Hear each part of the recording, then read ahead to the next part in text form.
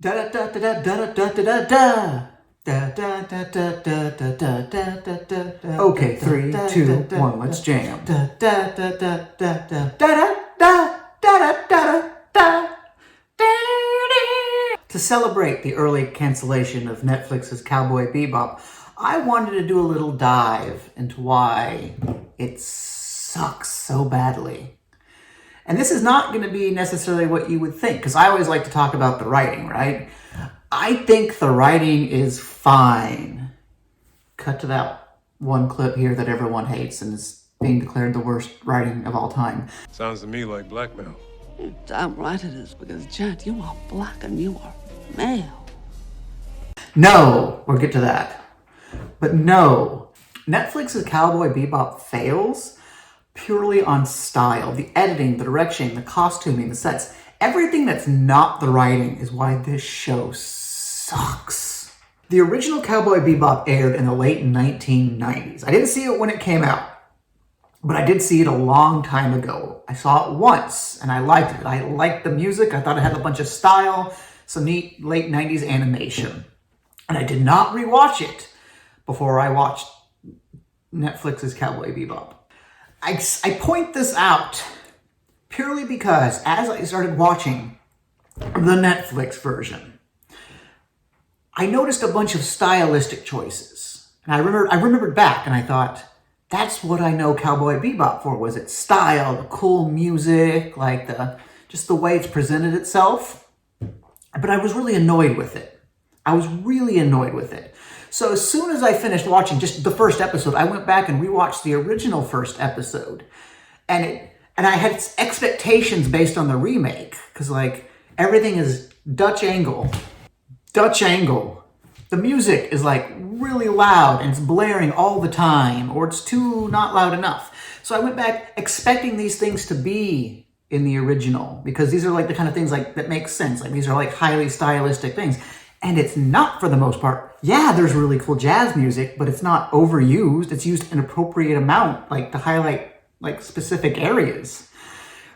There's cool style in how you present like some of the scenes, but it's not like 99% of the time we're doing this crazy pull in, pull out, Dutch angle. Like not every scene needs to be like an annoying film student made it.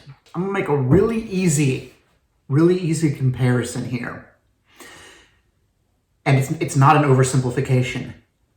Everything wrong with Netflix's Cowboy Bebop is in how Spike is dressed. Yes, I shall now, make sure I got room here. I shall now put up how this guy looks dressed in the Netflix version. He looks like a dapper, good-looking man. Look how clean-cut his suit is.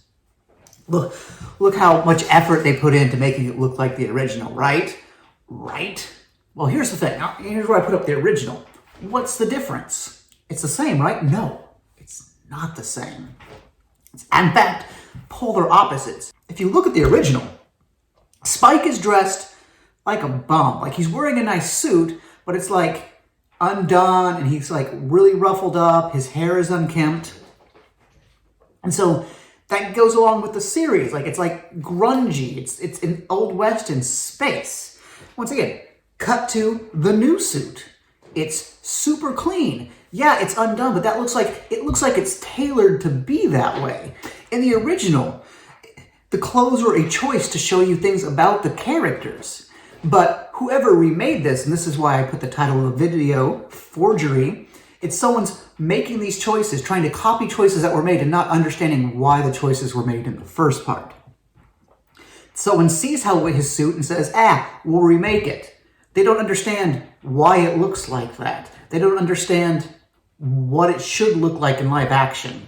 They're so concerned with making a 1-to-1 ratio, they ultimately completely fail because it lacks the same nuance and meaning of the original. And I'm talking about his suit still, but that's like the entire show. That's the entire show. The entire show is Spike's suit. Really.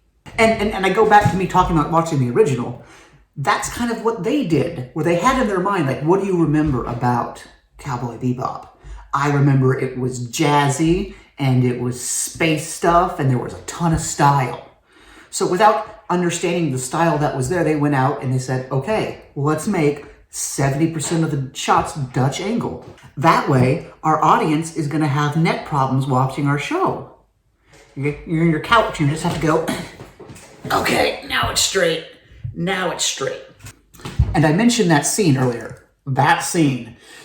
If you've seen anything about the show, you've seen that scene. And here's where I'm going to point out that the dialogue isn't necessarily the problem. The writing is not necessarily the problem. The writing's not good. I don't think, even in the original, the writing wasn't like amazing. That's not why you watch the show.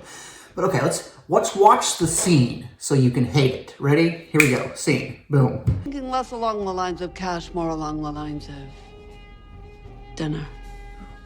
Me, you, bottle of Chianti, 2 bottles if we're feeling dangerous. Sounds to me like blackmail. You're damn right it is, because, Jet, you are black and you are male. It's embarrassing, right? But hold on. Let's watch it again without sound.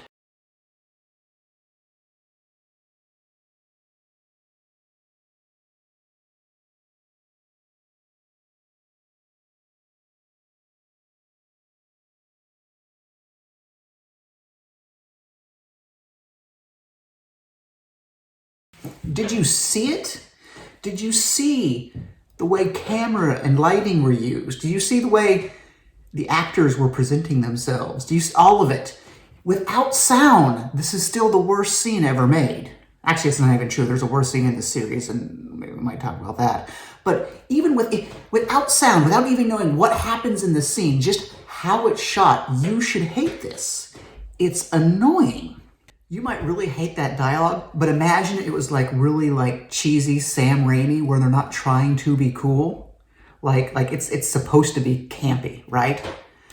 I think it could work. But when you have this horrible cheesy dialogue and you're doing like this like super stylized push in and push out and Dutch angle and you're trying to make it look cool, that's the most embarrassing thing ever, because that means that you think this cheesy dialogue is cool. Cheesy dialogue on its own could be fun, but you can't attempt to make it look cool. It's a clash.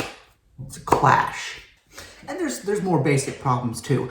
Media, movies and televisions are going the way of just things that were basically competent. Basic competencies are just going out the window. Like Christopher Nolan's Tenet. You watch that movie and you can't understand what's going on. Sound mixing, who needs it? We have cool action. And that's essentially what I'm talking about here. You have shows like Cowboy Bebop. You have shows like the new Wheel of Time on Amazon, where they're putting $100 million around into these shows, and the basic things that anyone should be able to do, they don't do them. In Wheel of Time, it's like the lighting and the sets, like everything looks horribly cheap. I mean, they also have some clothes problems too, if we're talking about wardrobe, and that is like, it's a medieval fantasy, but everyone looks so clean. It just looks like fake. But there are scenes in Cowboy Bebop where the music is like just way too low. Way too low.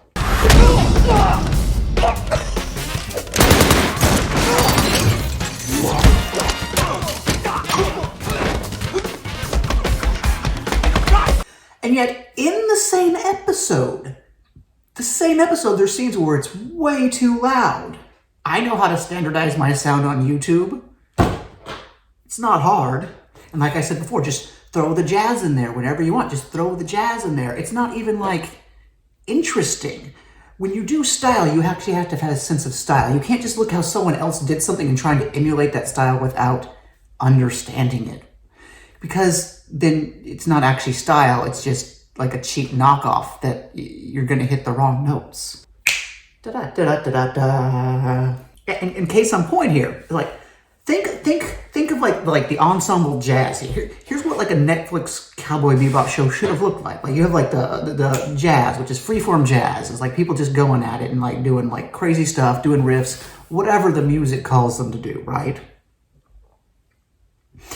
Imagine you have a tightly knit action scene where the jazz people, the instrumentalists, are playing over and just like following the beats of the scene. So you have like percussion hits on the actual hits, and you have but that's not what they did. They just have pre-recorded jazz that you blare over or under the soundtrack at a very wrong level, and it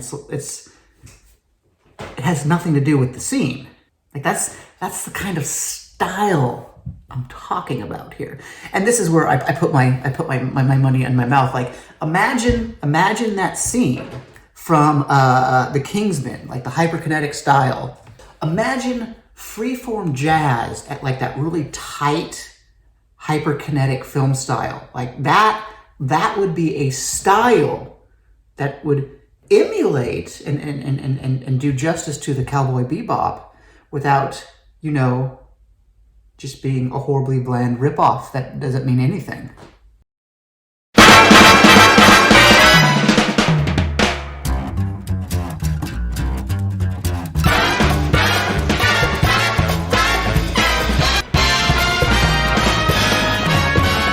And this is not even getting into other huge problems like the scene where Ed is introduced and they have a human person trying to emulate a stylized animation. Because once again, the point of that scene in the original is that this person is a weirdo who acts weird and isn't normal. Which, just for the record, I actually hated that character in the original. I don't know what... Wake up! I have a job for you! In the medium of animation, you can show that in a certain way, but when you take that and from the animation, you literally translate it one-to-one, like it doesn't even look right anymore in the filmography. It looks like an Alien major movie, which already it looks like an Alien major movie because everything else is wrong. The sets are wrong. The costumes are wrong. Everything is wrong except for the script. It's not 17. It's a lot of producers and directors on this who just, it's not that they don't understand the original. It's that they don't understand the style. They don't understand art. This is someone trying to forge a painting without understanding, the difference between paintbrushes. Like, oh, this one's got thin bristles. This one's got thick bristles. Which do I use? I don't know how to paint, but I'm going to try and paint this picture. I just use them both. Style. This is what you end up with. You will end up with this every time. When you have someone without a personal vision for what you're going to end up with, it's going to look awful.